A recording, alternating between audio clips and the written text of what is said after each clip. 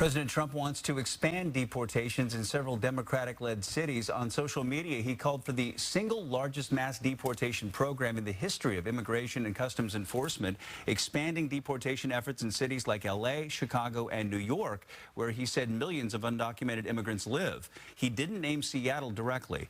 The call for targeted deportations follows the Trump administration's goal of making at least 3,000 arrests a day, but he's also reportedly directing immigration officers to pause arrests at farms, restaurants, and hotels because of the impact it's having on those industries.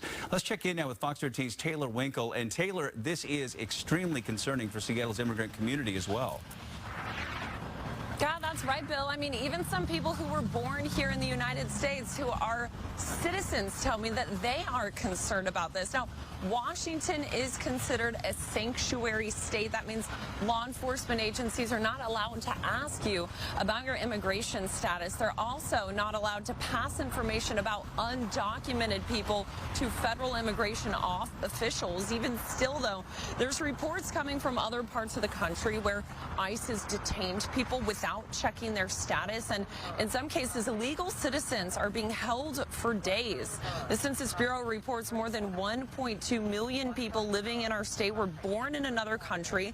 An estimated 325,000 of them are undocumented. And one immigration attorney says those who are worried should carry around identifying documents, things like your passport, bills and bank statements, maybe your Costco or your gym membership, anything with your name on it that has a date that can prove how long you've been here. She says families should also prepare for home visits from ICE agents. If you have underage children, appoint a guardian for them and have an emergency plan in case you are detained. If an agent comes to your home, she advises do not open the door.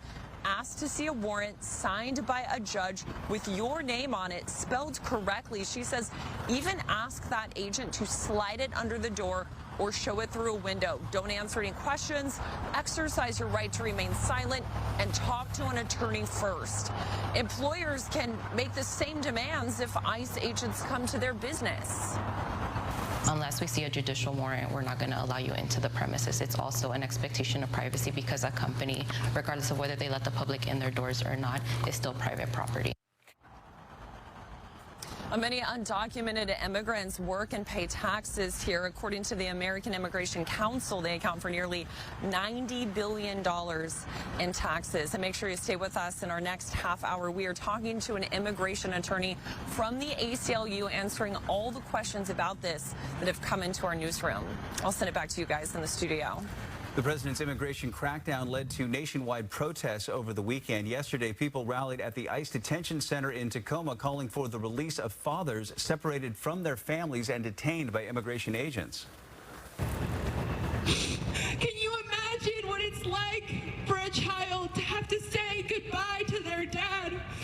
I got on my knees and I sobbed and I begged, and then they dragged my dad out of my sight, out of the... This is the 11th Father's Day that the group has rallied at the center.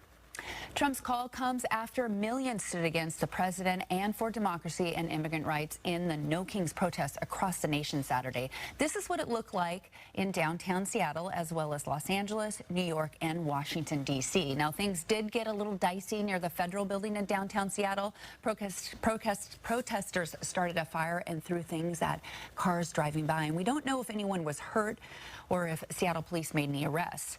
This is what the federal building in downtown Seattle looks like this morning. It had a lot of graffiti all over it. It's unclear when crews will head out there to clean it up.